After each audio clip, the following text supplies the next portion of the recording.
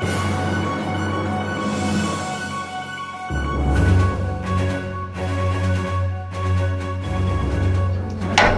am Carol Burdett, and I'm the CEO of United Way of Anderson County, and I want to thank you for coming out tonight. We are talking yet again about a critical issue in our community. Now, I have very big shoes to fill because at the opening of all of our other conversations, we've had the coroner, and he hoodooed me. He said he was going to be out of town, but he got back early. But I just couldn't talk him into coming up and talking. But Greg, we are delighted that you are with us. Greg Shore, our coroner, has been very involved with this project from the very beginning and sees a great need for us to look at, in particular from his viewpoint, the deaths that are come from the crime and violence within our community. And we are thankful that you're here, Greg. Also, we want to thank County Bank and Glenn Budden. Glenn is with us this evening for allowing us the opportunity through some financial resources to deal with conversations around mental health, addiction, lack of conflict resolution skills, and as we talk about tonight, gang violence. We have said from the very start, to be successful in looking at these issues within our community, we must look at the root causes. These are root causes. But we are not only looking at these issues, we are listening. And we are going to be learning. And that is exactly why you are here this evening. We want you to hear from the panelists, and believe me, we have an excellent group of panelists who are professionals in the area of dealing with gang violence and the proliferation of gangs. But we want you to learn from them, but then we want to hear from you. We cannot begin a successful action plan without the input of a diverse voice of folks within our community. So tonight we are delighted to have with us Lieutenant Robert Gebbing. He is in criminal investigations with the Anderson County Sheriff's Office. Investigator Joshua Black, who is also an investigator with the Anderson County Sheriff's Office. We have with us Assistant Solicitor Christopher Biko with the 10th Circuit Solicitor's Office. Craig Gardner, who is an investigator with the Anderson City Police Department. And we have my friend and the one that is responsible for getting all of these people to the table tonight, Staff Sergeant Mark Gregory. He now serves as a supervisor with the Anderson County Sheriff's Office, supervising school resource officers and school crossing guards. At one time in his life, he worked for the best mayor in Anderson County. I'll just leave it at that. And he is a true professional and an expert. And you're going to be blown away by what these folks say tonight, and we will come back as they finish up their presentations with Charles Weathers. We are delighted to have Charles with us again from the Weathers group, and we're going to be able to give you an opportunity to ask questions, give feedback, and then we'll wrap up the evening, and we'll try to do that as we scheduled around 7 o'clock. So Mark, I'm going to turn it over to you. Thank you again for being here. What most of you don't know is that you're in the infancy stages of having a bird's eye view of the criminal justice system, and everything that we do, be it police officers, solicitors, coroners, it all starts with a two-way conversation. We don't know how things are, we don't really know what's happening in our community until somebody says, "Hey Mark, I just got robbed at the gas station. What can you do for me?" I'm like, "I can start an investigation. How about that?" And then we'll find the people that did it, we'll arrest them, we'll send them over to the solicitor's office, they'll prosecute them and put them in prison for the rest of their life. That's the criminal justice system in a nutshell. So we have a unique opportunity tonight to start a conversation. And what's really unique about this conversation that we're having tonight is it allows us to hopefully get in front of a problem to find out what's happening in the community and then head that off at the pass so we don't have future problems. Does that make sense? Fantastic. This is a two-way conversation. We are not presenting anything tonight. I have no presentation, no pictures, no awesome stories for you. However, we're going to be happy to answer any questions that you may have in the hopes that we can best serve you in Anderson County. Again, my name is Mark Gregory. I've currently been at the Sheriff's Office for about 16 years. I started my law enforcement career in the Marine Corps as a military police officer. Somehow got transferred into military police investigations as a gang investigator out at Camp Pendleton, which is between San Diego and Los Angeles. So I spent some time hearing from people working the real gangs in the world. Got to Anderson, South Carolina, began my law enforcement career here in the town of Pendleton, and somehow started to see that our wannabe gang members here in Anderson, South Carolina were doing the exact same things they were doing in California, just under a different name or a different umbrella. Like I said, I've done numerous things at the Sheriff's Office, been here for 16 years, and I really enjoy being a police officer. It is my lifelong goal and career. I'll turn it over to Lieutenant Gebbing and let him tell a little bit about himself, and we'll kind of go down the line so you have an idea who's speaking to you tonight or who's answering your questions, and then from here we'll start opening up the questions. All right? My name is Rob Gebbing. I'm currently the lieutenant. I run the Criminal Investigations Division at the Anderson County Sheriff's Office. I've been there since 2001, and kind of like Mark, I started off in the military before that. I spent 5 years in the Army as an MP, so that's my overall experience. I spent a few years on road patrol and handling dogs, and I got into investigations in 2005, where I've pretty much been ever since. If the topic tonight is gangs, my involvement there is, me and Mark started working at gangs before gangs was cool. I mean, it was a hobby. I was working violent crimes and property theft and things of that nature, and come to find out all these guys were wearing a certain color, using a certain name, and oh well, this must be something that I'm interested in. So we just found that we were chasing gang members, but for not necessarily gang motivated crimes, and that's kind of how we got into it, and it's just blossomed from there. When Sheriff McBride came in this past January, he put me in my current position. Prior to that, I was working gangs with Mark and another guy on a full-time basis. So that's my overall experience in a nutshell. I hate to say it, but I've been drinking from the fire hose since January 3rd, so my gang stuff has fallen off a little bit because I'm now a little responsible for a little bit of everything. But I'll do the best I can this evening. So. Hi, I'm Josh Black. I work with the Sheriff's Office. I'll tell you a little bit about myself. I started out in law enforcement back in 2006. I worked down at Lawrence City. I transferred to Anderson in 2009. I worked the road for a couple of years. During that time, I'll tell you a little bit about it, why I became interested in gangs. I was over on East Market Street one day, stopped a guy walking down the street, him and 3 other guys. Start talking to the guy. While I'm talking to him and 3 others were talking to each other in a different language, something I've never heard. The lingo, the way their hand signs. I let the 3 go. As they started walking off, one took off running. I looked down next to the grassy area where they were standing. There were 2 guns laying there. So at that point, I contacted a lieutenant with the city, Jeff Mosier. He explained to me the situation. He said, yeah, those are 4 documented gang members. At that point, I said, I'm interested. Through that process, I met Mark Gregory and Rob Gebbing. Mark is probably one of the reasons why I'm still in it. He taught me a lot, and hey, I'm just trying to better Anderson County by doing this job and making everybody else happy. So I'll turn it over to Craig Gardner. My name is Craig Gardner. I'm with the Anderson City Police Department. I've been with Anderson for 5 years now, and I work in the Gang Intelligence Unit. We also have the name CAT Team, which is the Community Action Team, but I specifically do gang intelligence for the City of Anderson. Prior to coming to Anderson, I worked for Greenville for 21 and a half years. I was the Sergeant over Street Crimes Unit there, and I worked specifically gangs and drug activity. Altogether, I've been working gangs off and on for about 18 years.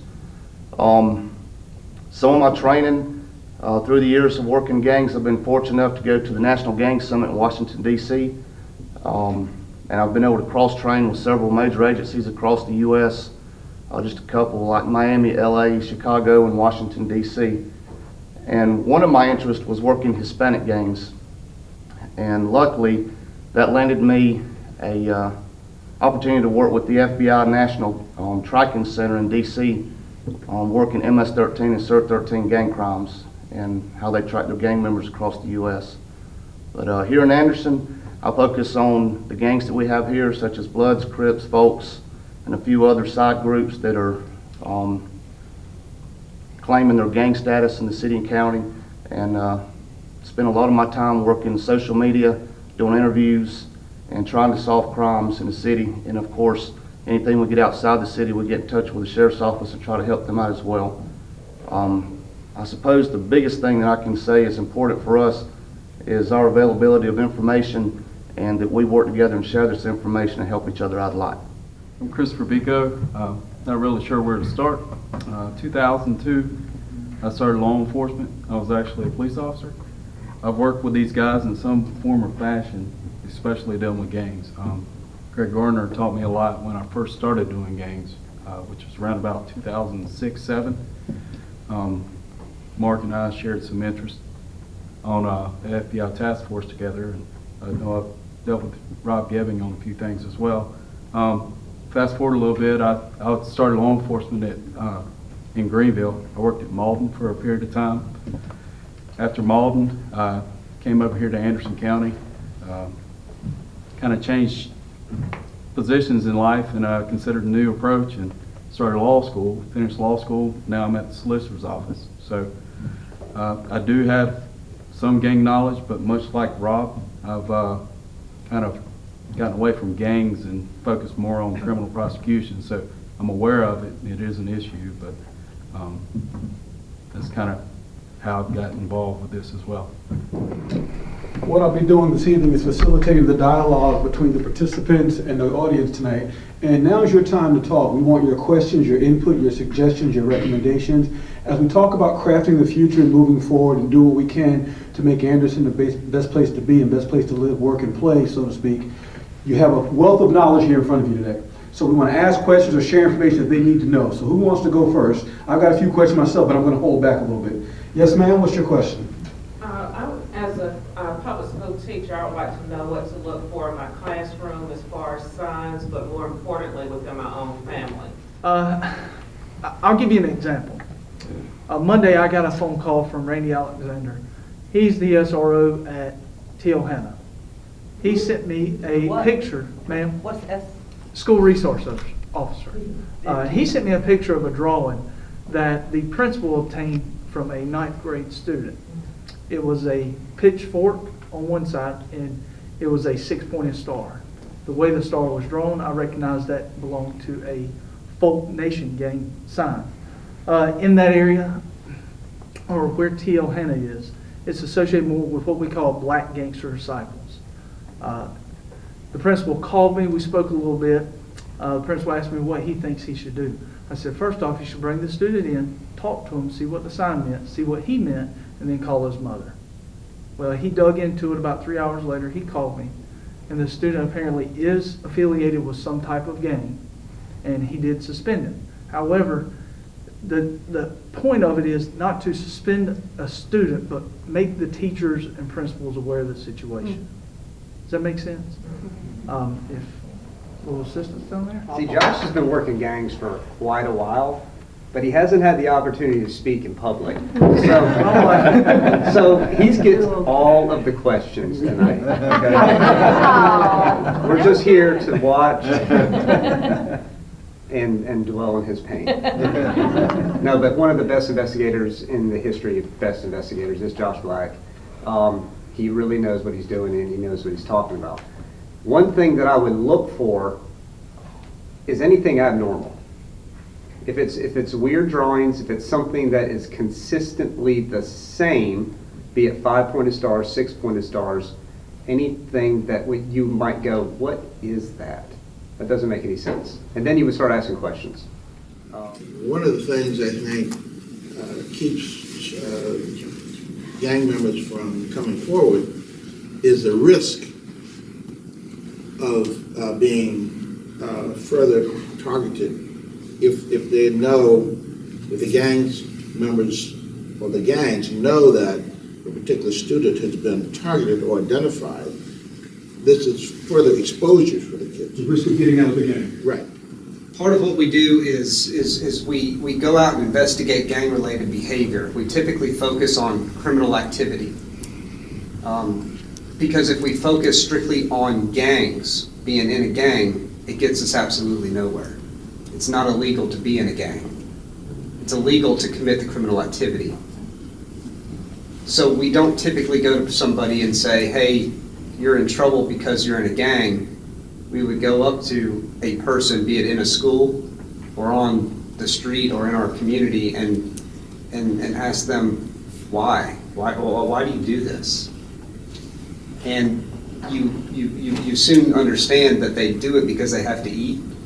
They do it for protection. They do it to feed their family. They do it to take care of their siblings. They do it because they're uneducated.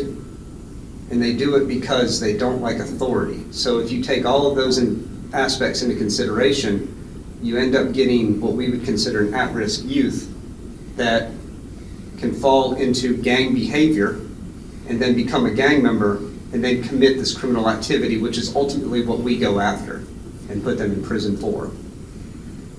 To answer your question, we do go to the schools, we give presentations, we speak to whoever needs to be spoken to or wants to be spoken to, and we let them know what is happening in our community. And at the end of the presentation, we ask, how can we help?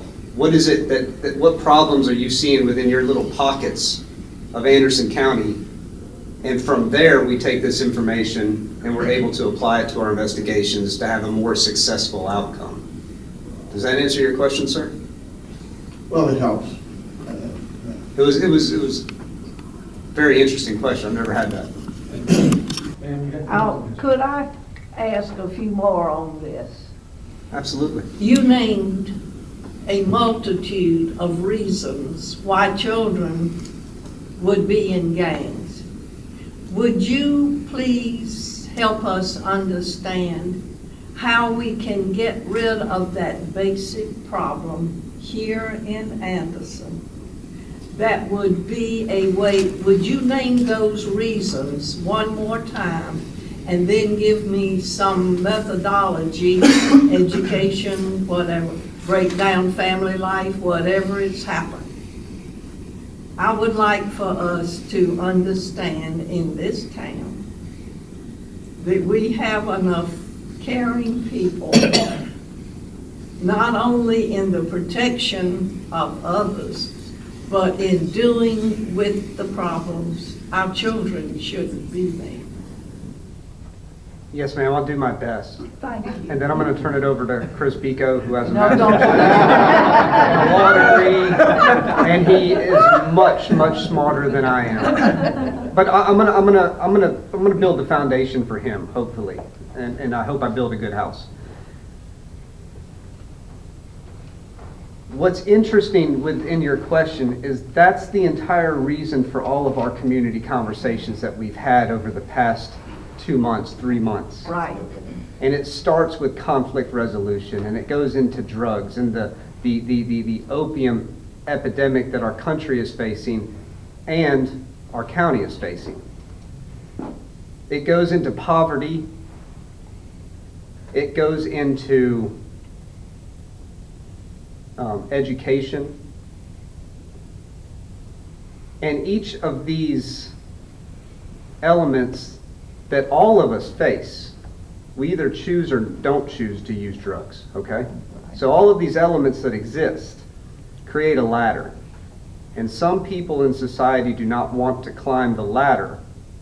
They want to get from the bottom to the top without having to climb each rung. Gotcha. That creates a problem, okay? I believe that, unfortunately, we have only so much time here tonight, and the question that you pose and the answer that I would love to give is a book. And unfortunately, we only have a chapter to deal with tonight. But Chris is going to try and follow up and figure out if he can answer this question a little bit better. Not even really sure where to start. The only way, when I was listening to it, I don't know really how to answer it in my capacity, but I can answer it from previous investigations dealing with gangs in Greenville. We had multiple meetings with, it was under Steve Loftus when he was the sheriff, where we would come together and we would get church organizations, different outreach groups. Everybody would come together and we'd try to talk about different methods to address these gangs and what we can do to try to resolve them. And what I noticed from those meetings, everybody just wanted to point fingers at each other.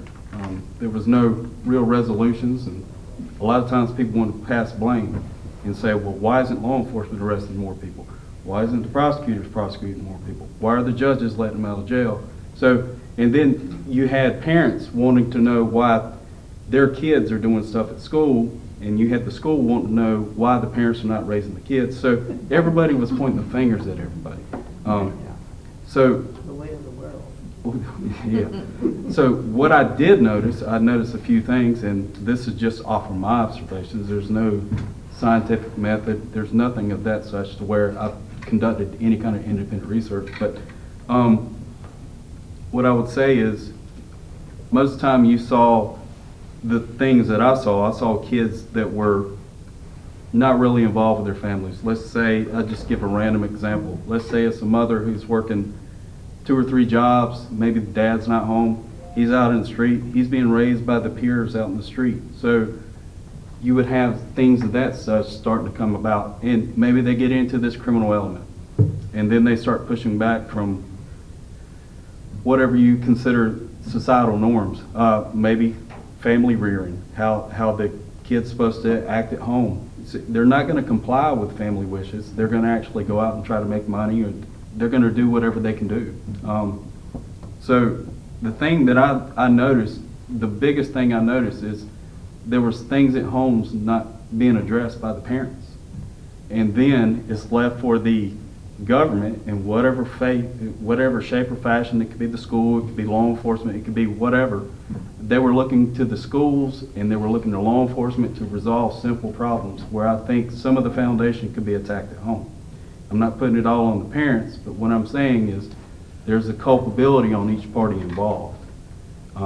It's not an easy response, not an easy solution, but I think it is an environment problem.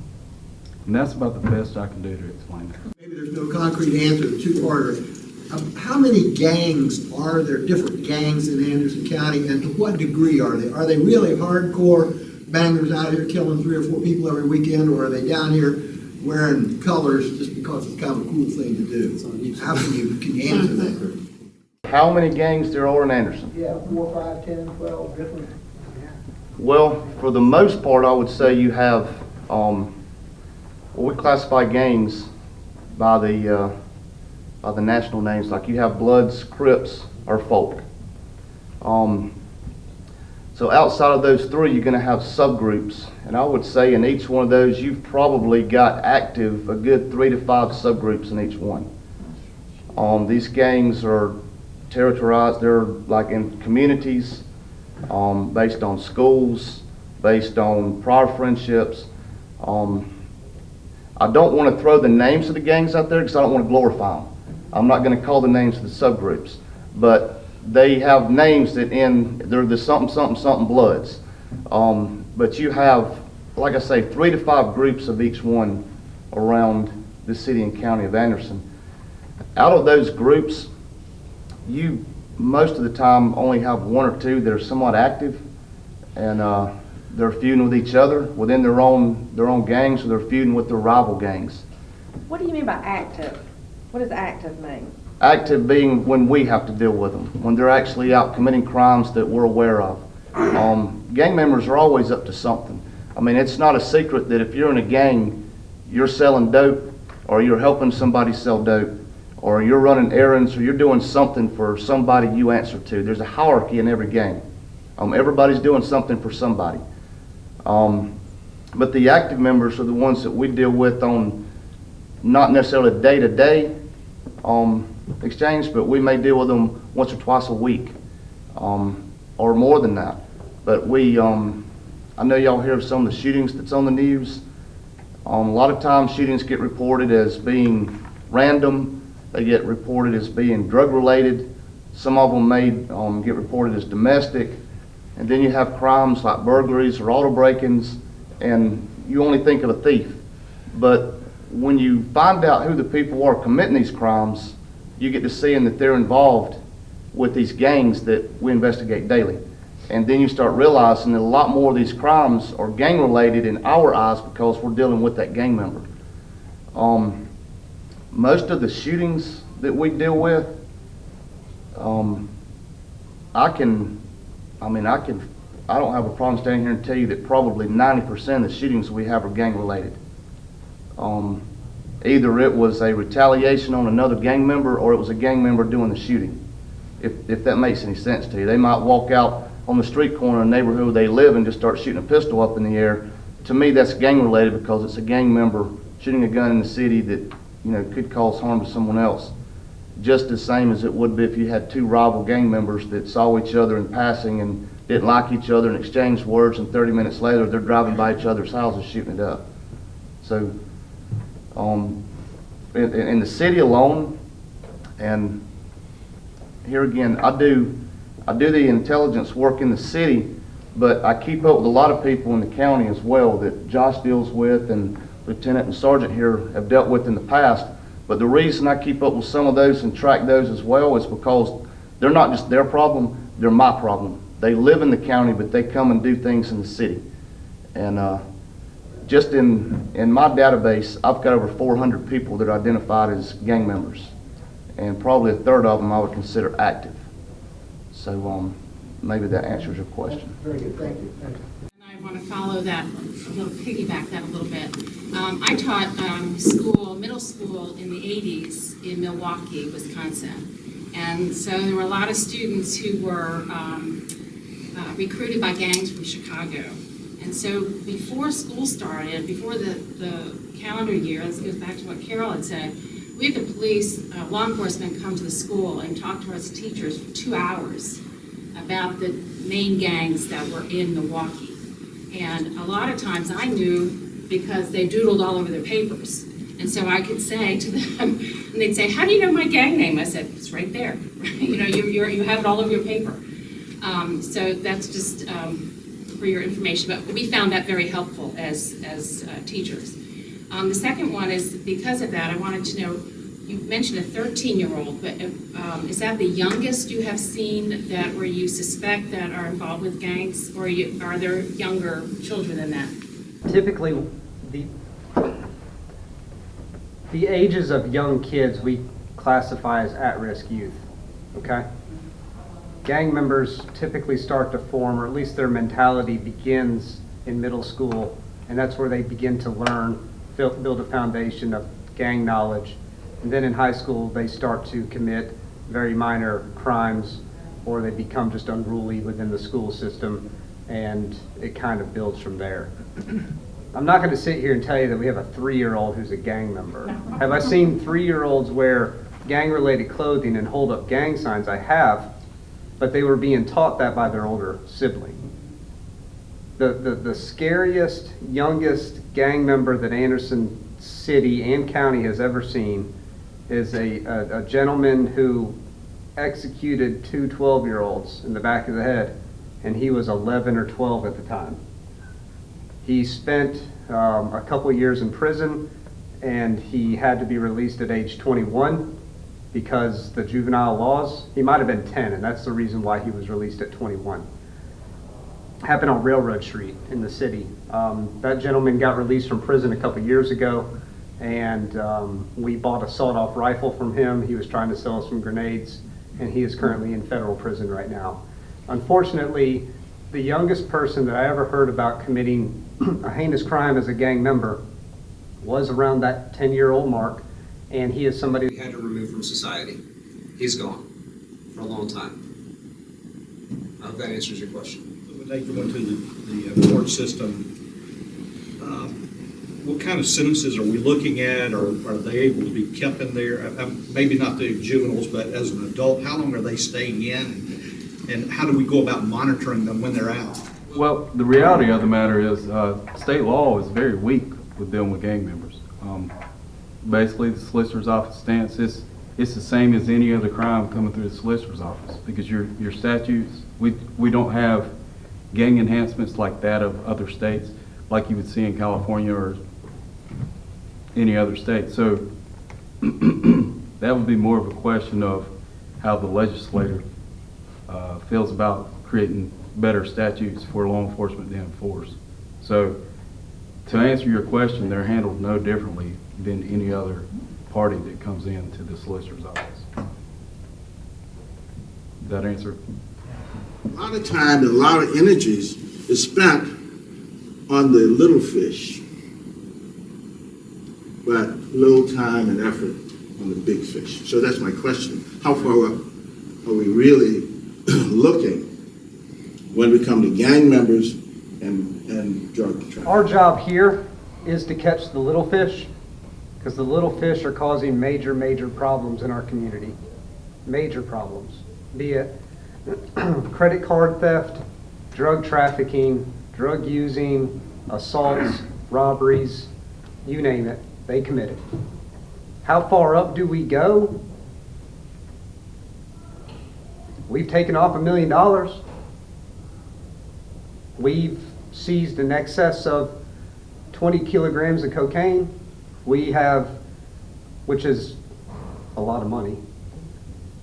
We have invited gang members to commit a robbery with us and kill some drug traffickers out of Mexico.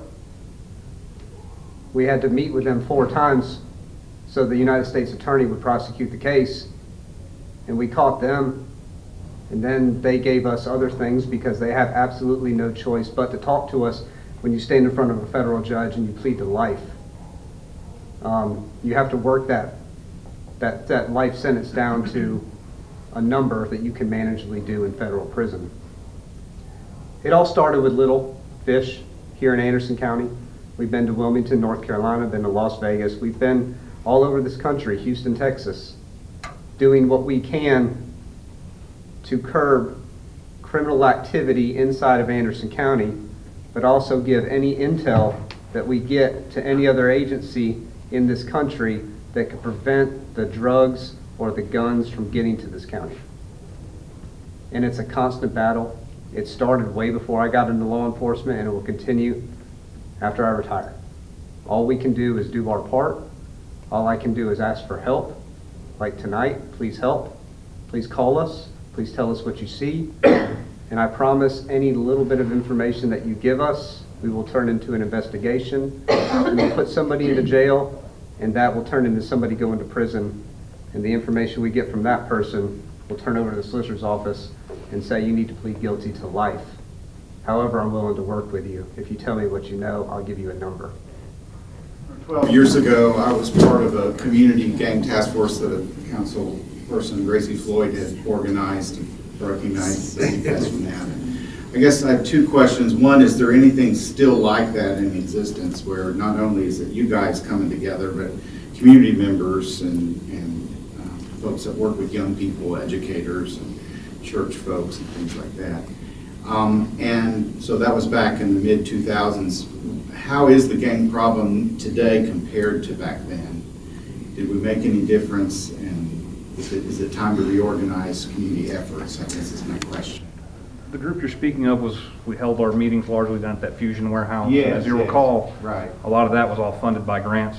Right. And as with most grants, eventually the money dries up, and therefore so does a lot of the efforts that go along with it. So unfortunately, outside of some groups like this or some concerned citizens, these meetings are fewer and farther between. Right. We do what we do because we're friends and we have a common interest in it. So I mean, that's why we're still together. But the groups, yeah, it's not like it was where we had a regularly scheduled thing and there was always something to address. And it's unfortunate because a lot of it just is contingent on funding and resources. You know, in a perfect world, that would have never died down and it would continue to build. But as you've seen, yeah, some of the faces remain the same. As far as the difference between the gangs back then and the gangs now, they're still out committing largely the same crimes, but it's my personal opinion they've just gotten better at it. I mean, I don't mean for it to sound funny, but it kind of is. They've gotten very, very. These aren't. Don't get me wrong. These aren't dumb people. They just make poor decisions. They've gotten very good at manipulating the system. they've gotten very good at the legal terminologies, and nowadays, and they've got support from their peer group and sometimes their families. And so they know how to ask for a motion of discovery, and they know how to intimidate the people who've given statements against them. And I hate to say it, that's becoming more and more the challenge. It's not just locking them up, it's making it stick. I can get somebody today for shooting a guy down the street. 6 months, a year later, when we're now trying to go to court, are these witnesses going to be willing to come and tell me what they told me today? And that's why I say they're getting, in some regards, they're getting better at it. Oddly enough, the guys that we were chasing in 2002, 2003, some of them have gotten out of it, some of them went to prison, some of them have been killed. But there's always a younger generation coming up, and they always feel like they have something to prove. So they're still doing the same crimes. They're still shooting at each other, robbing stores, robbing each other. A lot of those we don't even know about. Somebody goes and steals somebody's load of dope, they're not going to call us and tell us about it unless somebody gets shot. So, yeah, that's my personal opinion on it, and I think some of it for me. Are the gangs that we're dealing with here, is it mostly drugs, gun, or is there any sex trafficking going on that they're involved with, or is that a whole nother crime alone? There is on a smaller scale. Predominantly the ones that we find ourselves dealing with is the drugs, the guns, and the violent crimes that go along with it. There are Homeland Security, heads a sex trafficking task force, and that's not as prevalent with our locals. It does happen, but we had, who was Terrence with? Yeah, 3 or 4 years ago, we had a pretty prevalent blood who was involved in that, and we ended up getting him, and he's back on probation and all that. But I would say the vast majority of our stuff at the local level is the drugs, the guns, the violence against each other, and the petty crimes. And then my next question is, what about females in gangs? That happens, right? It does. It does. I mean, they're either participants or they're support networks. So they're not oblivious, and they don't know. They're not going to tell me they don't know what their either siblings, boyfriends, fathers of their kids are up to. And unfortunately, they're rather supportive of it. Even not just female relationships. What about mothers? Right. Chris spoke before, and he used a term that I'm fond of, societal norms, and it's just my opinion, but it seems to me like there's just been a drastic shift in societal norms. People are more willing to tolerate a certain amount of stuff. Cooperating with the police and cooperating with community groups is taboo now, and there are a lot of times, there are some concerned parents out there, but there's just as many who they don't want to hear what we've got to say. Well, because that's their breadwinner, right? I mean, that's their... Sometimes it's not even that. I mean, I've listened. We have access to their phone calls at jail, and I mean, I've heard guys talk to their mother, and their mother's like cheering them on for the stuff that they've gotten arrested for, and I mean, it's just that's what's disheartening. The shift in societal norms, I think, is what's driving a lot of this, but I can't really prove it. Tag on to that, and this lady's question up here a while ago about what are the causes of it. You were very polite about it. I think you had a pretty good answer. I'll give you my opinion now.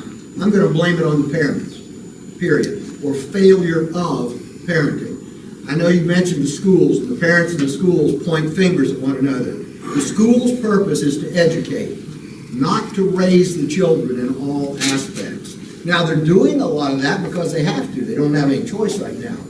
I go back to too many unwed pregnancies, too many single-parent households, too many households where the parents just don't care.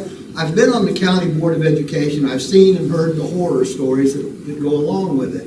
And I'm on the county council now, and I'm seeing the other end of it. Parents don't go to the PTO meetings. They never go to teacher's night. They never pay any attention to the child's homework.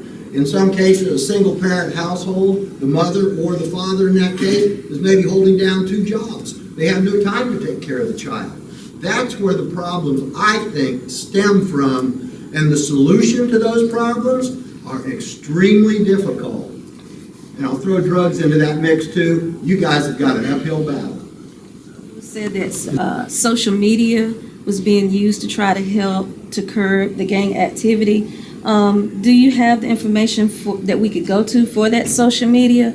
And also with that, go into that information. There's a lot of education on that, particularly about how to make you aware, because I was hearing from the panel that you guys need help from the community, but I think the big issue is that we need to be more educated and not be afraid that if we help, that we will be retaliated against. And I think that's a big issue a lot of times, even with the young people, but even with adults. And so I didn't even know there was any social media awareness or anything like that. So is anything being done to kind of broaden that out so that, you know, we can be made more aware? I think education is very important, just getting that out there. And I know the funding isn't there, but without the funding, if we don't do anything, it's just going to keep fumbling and getting worse. And I think it's just, if we have to figure out a way to try to educate everybody.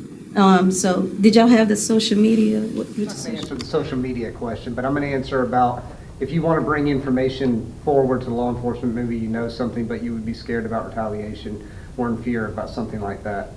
What I can tell you is you're more than welcome to have my phone number, my cell phone number. You can email me, you can text me, or you can call me. If you email me or you text me, some of that stuff can be discoverable, which means the court can get it, the defense attorney can get it. If you tell me something like, Mark, there's a bunch of cars parked out in the parking lot and one of them has its lights on. I may go outside and see a bunch of cars parked in the parking lot and there's one vehicle with its lights on, and I can address the issue of that one vehicle. I don't need you anymore. You've already told me what I need to know. So at no point in time would I say, well, Rob Gevin told me that that vehicle had its lights on. And there's no reason for me to do that.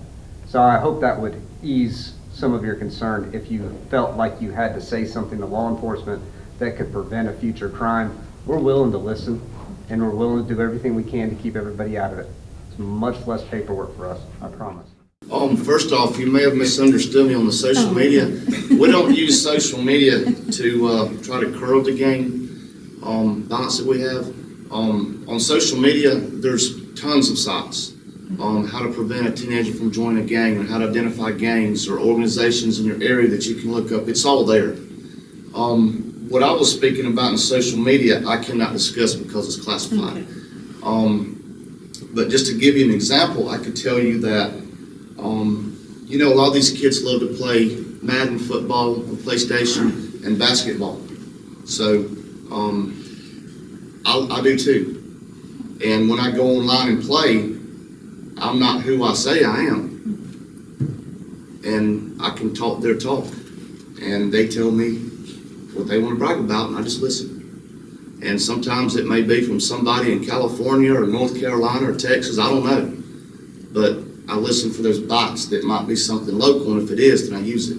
Most of it's just trash, I can't do anything with it. But that's just an example. But anything else I have to tell you, it's classified because that's what we use to help not just get gang intelligence, but to stop. Both the issue of what happens when grants run out, as well as some of the issues in the schools, parents not being involved. And, you know, that gets us off into something that almost didn't seem like it was part of this discussion, and that's the diversity in our hiring. I have no doubt that when the grant funds run out, everybody who was involved in that previous activity that was funded continued that discussion in their own communities, in their own churches, with their own friends. I have friends of mine who are in law enforcement, just like Mr. West said, so I talk to them constantly. And where I'm going with that is that if we have teachers in the schools who live in some of the communities that are directly affected, they're going to work with those kids very, very differently than somebody who is going to leave and go home somewhere else. Law enforcement, fire, veterinarians, doctors, dog catchers, you name it. There are things that we do voluntarily and work hard at it voluntarily because we're working with our friends and our neighbors. And we see the outcomes and we get thanked for it on Sunday morning in church, or we get thanked for it in some other community group. So we really, in addition to this, need to put some effort into making sure that the people who are interacting with some of these kids are people from around them, from within their communities, who are going to work with them because they like them or love their parents or love somebody in the family. And I'm saying that as an educator with 41 years of experience, law enforcement experience. There's stuff that I do right now still voluntarily because I'm doing it for people whose parents and families I know personally and care about. It'd be a lot harder for me to go to Greenville and volunteer to do that. And I know it's tough in the schools. I know the teachers have a hard time. But I also have had my own experience with my son in school with a teacher who I know did not like my son. And I'm not imagining that. I have enough of an education, enough of a background to know that she resented the fact that my son was the only black kid in her class. I know that for a fact. And we don't weed that out. I'm willing to continue the volunteer effort. But I know that this problem is so tough, we are not going to solve it for pay. There's not one of us who can get paid enough. There's not enough money in any grant. There's not enough in the tax base. There's not enough anywhere to pay enough of us to do what we've got to do to stop this. We're not going to change that. There are people here from the church, and there are people here from other social groups. We're not going to change that unless we care enough that we're like all of our ex-military, that you care so much, you're almost willing to die. You care enough that you're saying, ship me over, and if it kills me, I will die with honor. But we've got a job cut out. And no, it's not easy. I think the question you're asking is how to cure cancer. I mean, Pretty much. folks, law enforcement is ill-equipped to solve this problem because you have to remember what our role is. Right. By the time we get involved, somebody's shot somebody, somebody robbed somebody. The community, I mean, this is a systemic problem. This is going to involve the church. This is going to involve the schools. This is going to involve changing societal norms. I'm at the end of the line. You know, by the time I get called, somebody's messed up. So getting the community and getting this, we don't solve the problem. We solve the problem that the problem caused. You know, we solved the shooting. We solved the robbery. If you're talking about getting kids out of gangs or getting them disinterested in joining them, that's years before I got involved. I think the community, there's no way around it. There's absolutely no way around it. If I had the answer for this, trust me, I would bottle it and sell it, and I'd be a millionaire. But I don't. I mean, I can't do this by myself, especially from where I'm at, because like I said, I'm at the end of the line. The community and changing societal norms as a whole, that's where this has got to start, long before I get involved. Section of streets, you know, like, say, like Alphabet Streets have so and such gang. Somebody over in Honeypath, they have like this, you know. Yeah, I mean, history lesson, Whitner Street, where as you're going down the hill where the gas station is, anybody know what that used to be called back in the day? Huh? That's Evansville. Evansville. And then when you get to the bottom and you make a left, and there's Evergreen Street and what we considered the old mill area with the houses, Little Texas. All right? That's Little Texas if you ever heard of it. All of those people worked in the mill, and they all held jobs because the mill paid for those houses. Mill workers who are uneducated, black, white, Hispanic, back in the day, it didn't matter. At the end of their shift, they drank beer. And then they pulled out their knives and they stabbed each other. And it was a violent area back in the 40s, 50s. Little Texas, Google it, enjoy the read. All right? Nowadays, it's not so much the same thing because we have laws like eviction. So if I don't pay my rent and I live on an Alphabet Street, I might get evicted, and then the only place I can move to is Simpson Road Apartments or something like that, okay? So now I've changed the geography of my gang. Whereas Little Texas couldn't do that because the mill paid for their house, so their gang was always Little Texas. So far, so good? We have had girls in a gang that wanted to be in the gang that had to get branded by the gang which caused a very serious burn and infection, and we had to get her to the Augusta Burn Center to deal with the gang symbol she put on her arm. And then we had to go get her parents, who lived in a $450,000 house off Concord Road. So it doesn't matter where you live. It matters how at risk of a person are you to fall into gang activity, and what kind of life are you leading, what kind of parents do you have, what kind of education are you interested in. It goes back to all of those root elements and the root causes of what a person could do that would make him at risk enough to be in this up with is the United Way, these conversations, the Chamber of Commerce Task Force. We're pulling all this information in together to hopefully come up with some ideas, thinking outside the box. What we've been doing in the past doesn't seem to be working, but as we get all of this information together, I think we can bring the stakeholders back to the table. We're getting everybody that's participating in these conversations. We're going to reach back out to those folks that participated so that we can take all this information and come up with a plan to make Anderson County a better place. Will we solve these problems? No. I mean, I've been doing EMS for 40-something years. I've seen this problem for 40-something years. When he mentioned Randy Slagle, I mean, I remember working with him at the Sheriff's Department when I was at EMS. So, but things do change. We see different types of drugs. We see different kinds of activities. And we're just trying to gather enough information so that we can come up with a way to maybe improve problems in our county. We're never going to solve them, but you know, we're seeing the resources that the Sheriff's Department is putting out to try to stop this drug sales. They have a fusion center where they're sharing information, so we need to all work together to solve these problems. And getting volunteers and getting the community involved is what it's going to need. But that's something that United Way, their board of directors, Chamber of Commerce and their board of directors are interested in improving our community, and that's why we're pulling all this together. So this won't end here. This is just the beginning of our work.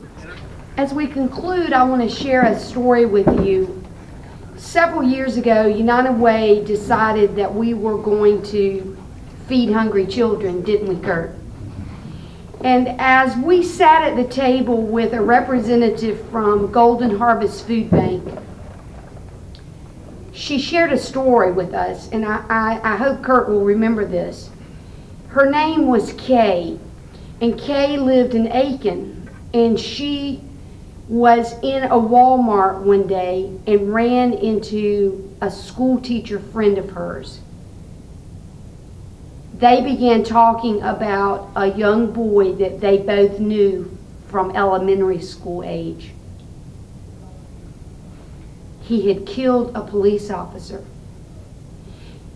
Kay asked the teacher, said, "What do you think went wrong?" And the school teacher said, "I know exactly what went wrong." She said, "I asked him one day, 'Why have you joined this gang?' He said, 'They feed me.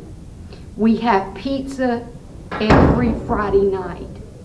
And he said, 'If it were not for the gang, I would not have food on the weekends.'" I think, and that goes back to something that Mark said from the very beginning about some of the reasons why our children get involved with these activities. United Way and this community, organizations and individuals can come together and we can make a difference. We can support the men and women that work in law enforcement. We can help them, and I hope that as we finish this conversation tonight, as Greg said, this is just the beginning. We want to bring back stakeholders together. We'll be talking with Mr. Weathers. We want to make sure that we are looking in the depths of these complex and complicated issues and to see what we can do as a community to make where we live, the place we call home, a better place. I hope you will join me in thanking the panel that joined us this evening and their expertise.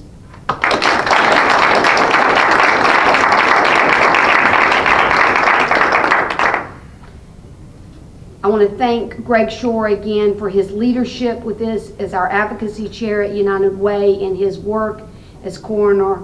We appreciate you, Greg. I also want to do a shout out we've had a number of elected officials that have been involved on and off in this series. In particular, tonight I want to thank Tom Allen for being here, one of our county council members. Judge Newton is here. Chief Stewart was here earlier, and the sheriff and the solicitor. Many of our elected officials have been involved. We're going places with this. We're not going to let women like the one that came in my office the other day that said, we'll just be talking and nothing will come from it.